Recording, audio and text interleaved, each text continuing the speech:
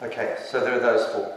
Now, the first thing we do is recognize how our thoughts appear in our minds. So our first reflection, leading to the first recognition, is what we call appearances. Recognizing appearances.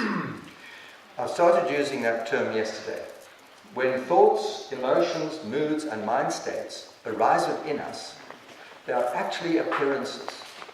They are arising as appearances, like shadows flickering on a wall. A thought flickers into your mind. Have you noticed that?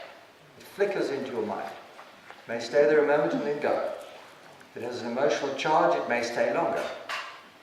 If there's a very strong emotional charge, it may catch something else in your mind that's predisposed and start developing on that. But actually, thoughts appear as flickering movements of energy in our minds. Therefore, we call them appearances.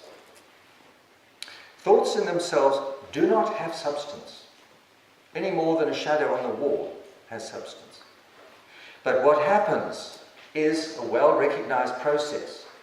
The thought appears, then another part of our mind recognizes the appearance. It realizes there's a thought. So the thought appears there, and then the other part recognizes from here. So we call the thought an appearance within the undercurrent. The undercurrent is that continual flow of mental activity that's going on in our minds all the time. So even now, while you're sitting here, you may be listening, but your mind is still active. Have you noticed that? There's still a background of thinking going on. That's what we call the undercurrent. And when we start looking at the undercurrent, the first thing we see is that it happens by itself. So that's the very first understanding we have about the appearance of thoughts. It is what we call involuntary. The thoughts appear involuntarily. This is extremely important for our mind training, because if we understand this, we do not try to change the thoughts as they appear. And this is where most people make a mistake. When they read these books on mind control and so on, they make the mistake of thinking they should be able to stop the thoughts, to make the mind go blank and all those things. And then, of course, they set out attempting the impossible.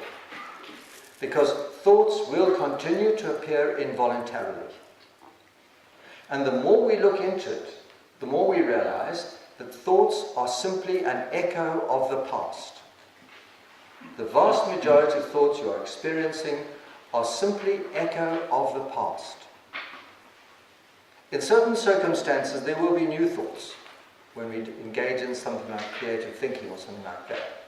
But even there, the new thoughts are usually extrapolations from something that we already know about. There's very seldom a complete jump.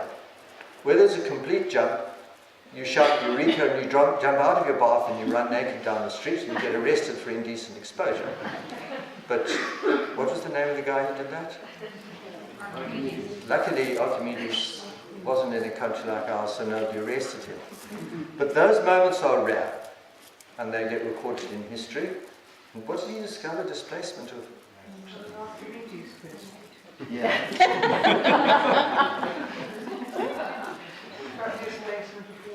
Displacement of water. Okay. So we will start looking at the 6 stages of recognition of appearances, knowing that the appearances happen within the undercurrent, echo of the past. They are known because there is what we've been calling the observer. Within the mind, there is part of us that observes the other part. So you can check this for yourself at the moment. At this moment, your observer is aware of this room. It's working through your eyes and your ears. It's aware of this room.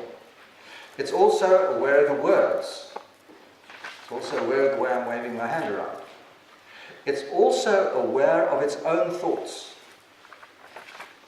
So there are at least 3 different areas of awareness that your observer is experiencing right now. So your observer is aware of the continual arising of the appearances. Then the observer is analyzing them. And it does this subliminally. Before you realize it, your observer has analyzed particularly what it's feeling. So when emotions arise within your mind, the observer scans the emotions. And it knows, that is a pleasant emotion. That is a neutral one. That is an unpleasant one. Then it reacts.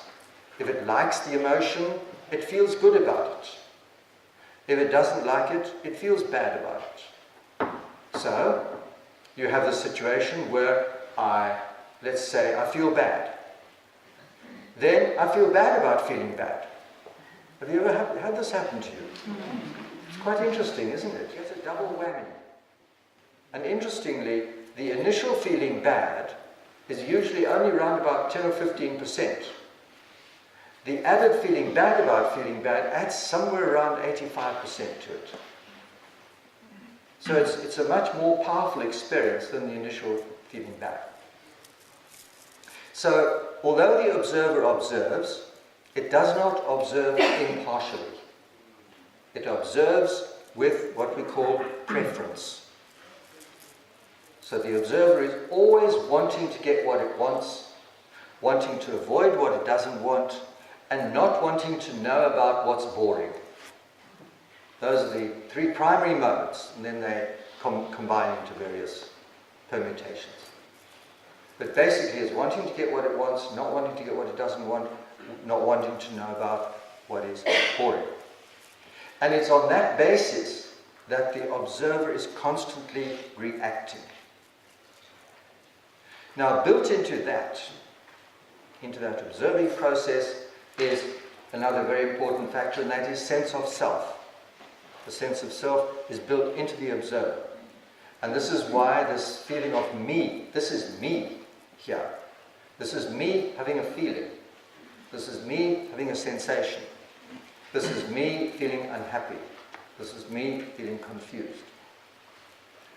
When we start breaking it down, what we can discover is a constant flow of activity, appearances within the undercurrent, reactions within the observer, a thought of self within the observer, and reactivity.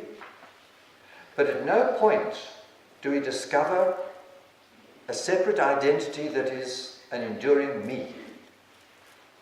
And this is why we call the mindfulness training, the insight training, process psychology. Because what we're looking at is process. And all we can actually discover there is process. The continual flow of activity. And if we watch it for long enough, we begin to discern patterns. Things repeat themselves in particular ways. Same things happen over and over again. And that is what gives us a sense of enduring identity. Because we can predict, if that happens, I react that way. But actually, when you break it down, if that happens, what happens here is the observer, with his preference system, doesn't like it or does like it, so it reacts accordingly. So when we break it down, the whole thing becomes much more understandable. There's an egocentric preference system within the observer. It's got a sense of self built into it, but they're all separate components being activated all the time. So, thoughts, emotions, moods, and mind states appear, they are perceived, but the appearance is involuntary, which means we cannot prevent them appearing. Second, there is a reaction. As I've said, it's either like, dislike, or neutral.